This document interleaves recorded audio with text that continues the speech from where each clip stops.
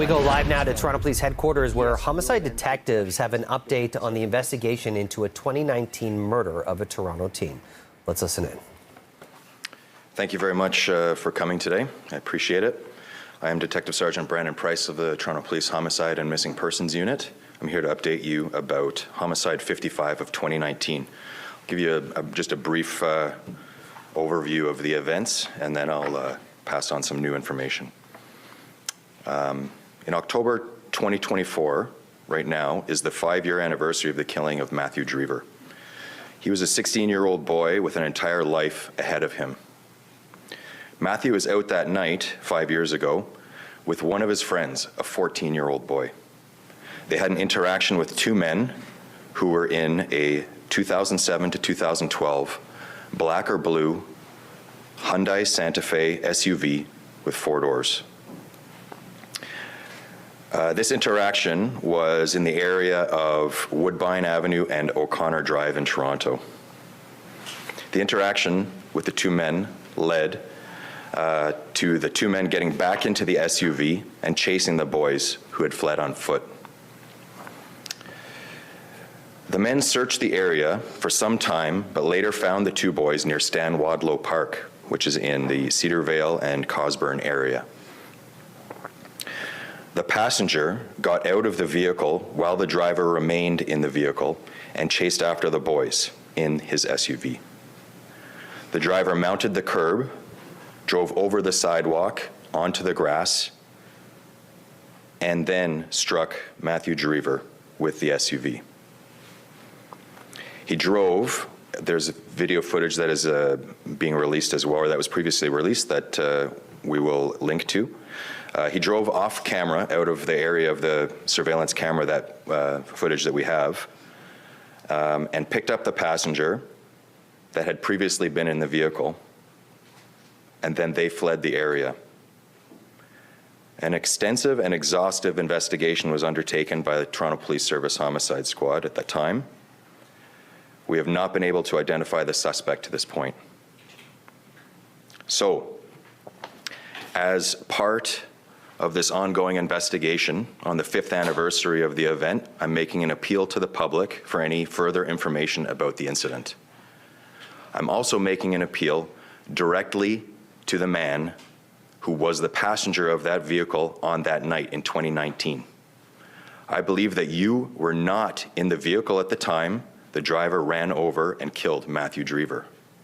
I also believe that you did not know that the driver was going to run over Matthew.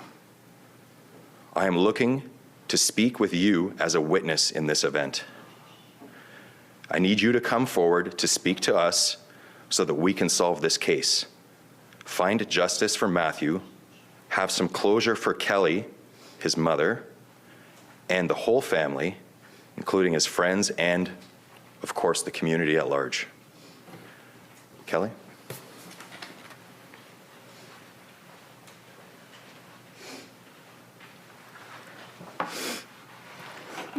Good morning. Matthew was a loving, fun, selfless boy.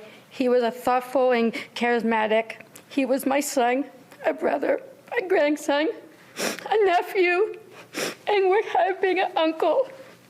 Matthew was taken from us.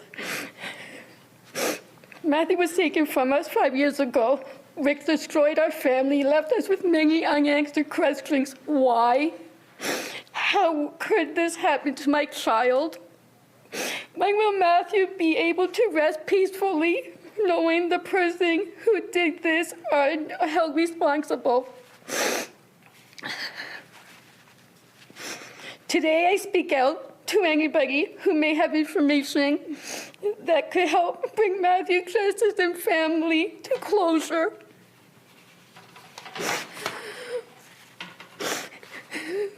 Since Matthew's voice was silenced 5 years ago, I have been using my voice to speak for him and trying to bring justice for Matthew's case.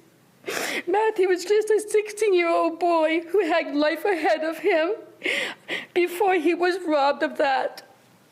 So please, if someone you know have information that could bring us closure, finding his murderer, Please speak out.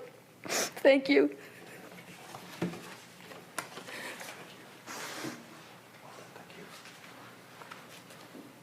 Okay, I can take a handful of questions if you're ready. Detective Sergeant, what's new in the last few years? Is this case still active, or has it gone a little bit cold? We've sort of exhausted all of the available avenues of investigation to this point. So pending some new information, it's going to be difficult to develop or identify the suspect. But that, having said that, you know, over the years we've seen successful prosecutions and investigations that come back to life from unforeseen things and new technologies and all this kind of stuff. So there's always a possibility, and we still have a monstrous data set of information that that we can reference and continue to analyze as well. So, because it's been 5 years since it happened, do you believe that there's a chance that people other than the two people in the car know what happened because they may have told somebody or shared information, that there's other people out there who do know what happened? yeah, I mean, that's certainly a possibility. There's we certainly hope that people have been talking and can guide us to that, for sure. Do you have any sense, Detective Sergeant, of whether these two men live in the GTA? I know that you were trying to gather additional surveillance. Any sense of like what direction they headed in? I know you said that they are off screen at one point. Yeah, so they went, or the driver went off screen, and that was where the passenger was picked up. They then fled, and they went east from the area over the O'Connor Bridge, and then continued into Scarborough. So, yeah. So I mean, I can't say certainly that that they're residents of Toronto or anything like that, but they were in the area for quite some time ahead of the incident. So I would expect they're likely to be, but I wouldn't be able to say for sure. Detective Sergeant, can you speak to what may have happened in that interaction? I seem to remember from back at the time it happened, and they originally had an interaction in the Shoppers parking lot. That's right. Can you speak to what the nature of the interaction was, what caused the argument? So the interaction was at the rear of that Shoppers Drug Mart. That's at the corner of Woodbine and O'Connor. It was quite far set back in the dark parking lot area, furthest to the south end of that lot. The two boys were in the area, and they came in contact with the driver and passenger. The nature of that is, you know, unclear exactly what was going on, but they spoke to or were confronted by the persons in the vehicle. So that's what I can say at this point. But for these two suspects to go to such lengths to hunt them down as they did and to look for them, and you know, why? Because that was always my question. I mean, I don't think that we can say with any certainty. It's certainly not clear to us exactly what was so shocking to them that they felt, or that the individual, the driver, felt that he needed to do that. So I don't know what was the strong motivation. Certainly was nothing to indicate to us that there was anything criminal taking place up to that point. So I don't know. Detective Sergeant, it's hard today just to let the two people who are alleged to have done this know that just because it's been 5 years, you guys haven't gone away, that the search is still on? Well, certainly there's still an effort, but really what this is to clarify is like I said here, I want that individual who had exited the vehicle. I know that he exited the vehicle,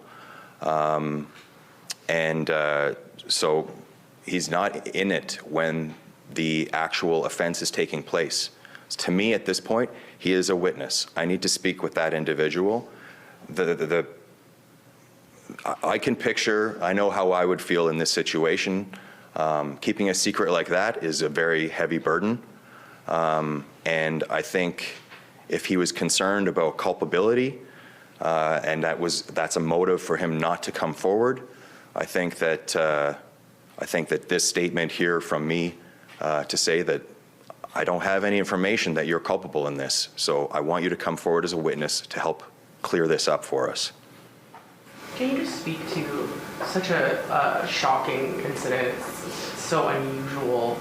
to see something like this. And I know it was very also shocking to the general public. Can you just speak to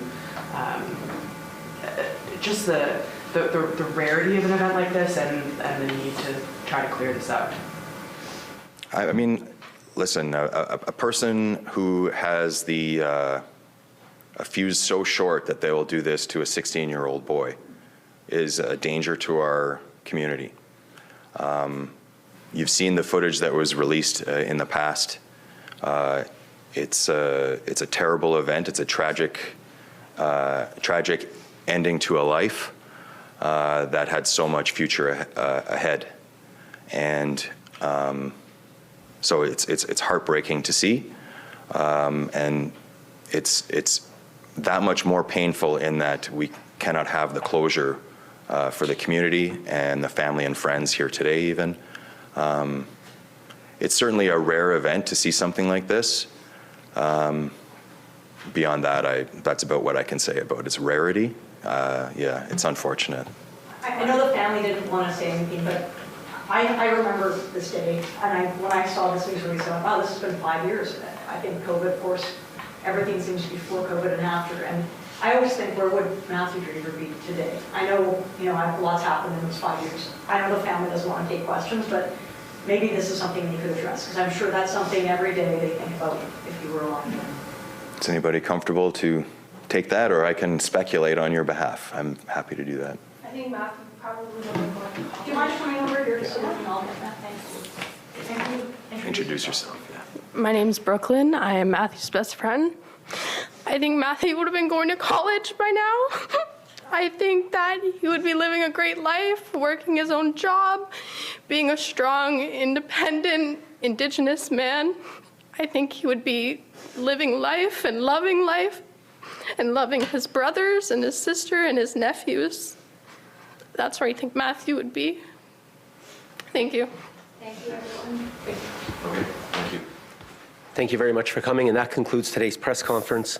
I'd just like to remind anyone with any information, please contact the police. We've been listening to anonymous contact. We've been listening to a press conference live by Toronto Police updating the media in regards to their investigation into the 2019 murder of Matthew Drever. This is the 5th anniversary, and police are appealing to the public for more information. And specifically, police officers are appealing for the passenger of the vehicle that was suspected of striking this young man. Police believe that this individual was not in the vehicle. They want to speak to this individual, as this person is a witness to solve this case. And we also heard an emotional plea by Matthew's mother for anyone who has information to come forward.